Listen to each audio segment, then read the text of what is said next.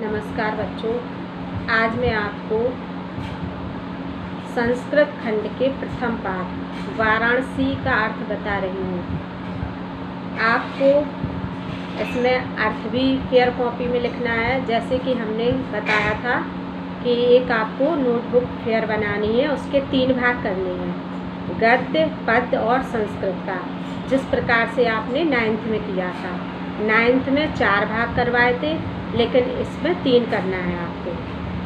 तो गद्य खंड में मित्रता पाठ के प्रश्न उत्तर लिखने हैं, पद्य खंड में सूरदास के अर्थ लिखने हैं और संस्कृत खंड में ये वाराणसी पाठ जो आज पढ़ाने जा रही हूँ उसके अर्थ लिखना है।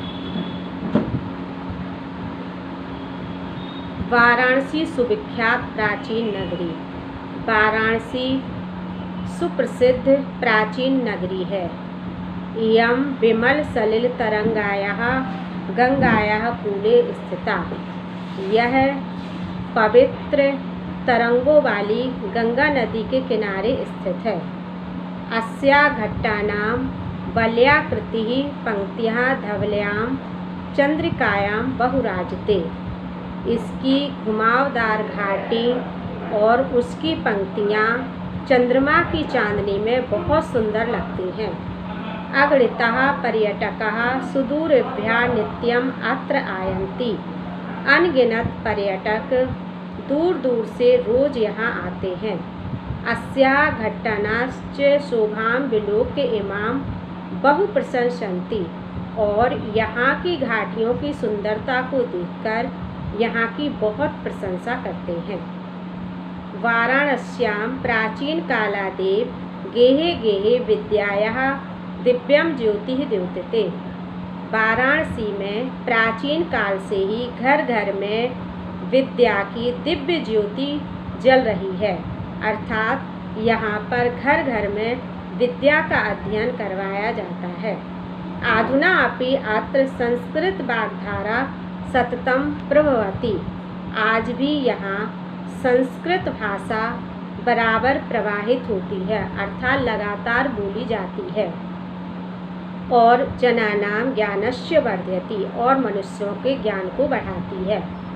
अत्र अनेके आचार्याः मूर्धन्याः विद्वांसः वैदिकमागमस्य अध्ययने अध्यापने च इदानीं निरताः। यहाँ अनेक आचार्य श्रेष्ठ विद्वान और वैदिक धर्म को मानने वाले संस्कृत भाषा के पढ़ने और पढ़ाने में लगातार लगे हुए हैं। न केवलम भारतीयः अपितु विदेश का गीर्वाणवाङ्या अध्ययनाय अत्र आगच्छन्ति। केवल भारतीय ही नहीं बल्कि विदेशी भी संस्कृत भाषा के अध्ययन के लिए यहाँ आते हैं। निःशुल्कम च विद्या गृह्णन्ति, और निःशुल्क विद्या ग्रहण करते हैं। अत्र हिंदू विश्वविद्यालयः, संस्कृत विश्वविद्यालयः, काशी विद्यापीठम इति 3 विश्वविद्यालयाः सन्ति। यहाँ पर हिंदू विश्वविद्यालय, संस्कृत विश्वविद्यालय, काशी विद्यापीठ, ये 3 विश्वविद्यालय हैं।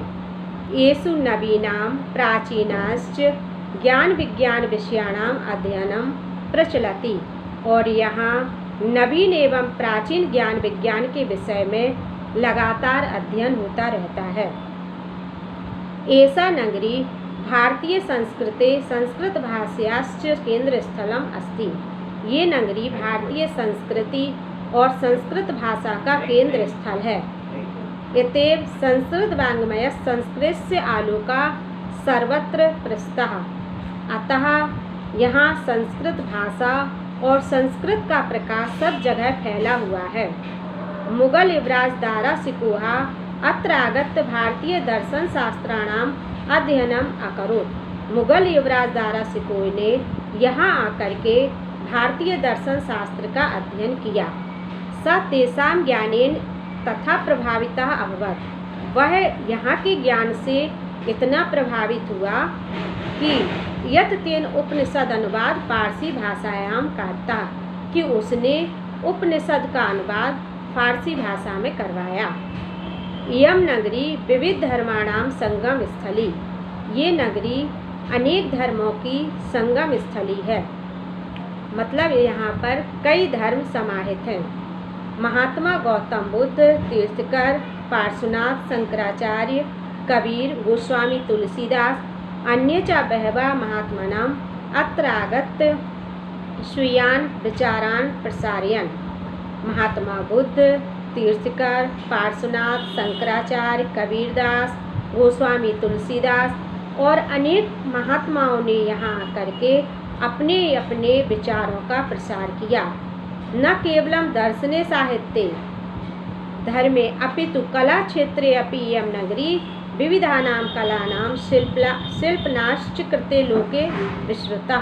केवल दर्शन शास्त्र में ही नहीं, साहित्य, धर्म और कला के क्षेत्र में भी ये नगरी अनेक प्रकार की कला और शिल्प कला के लिए संसार में प्रसिद्ध है। अत्रत्य कौशे शाटिका देशे देशे सर्वत्र स्प्रयन्ति। यहाँ की रेशमी बनारसी साड़ियाँ सभी देशों में पसंद की जाती हैं। अत्रत्या प्रस्तर मूर्तियाँ प्रथिता।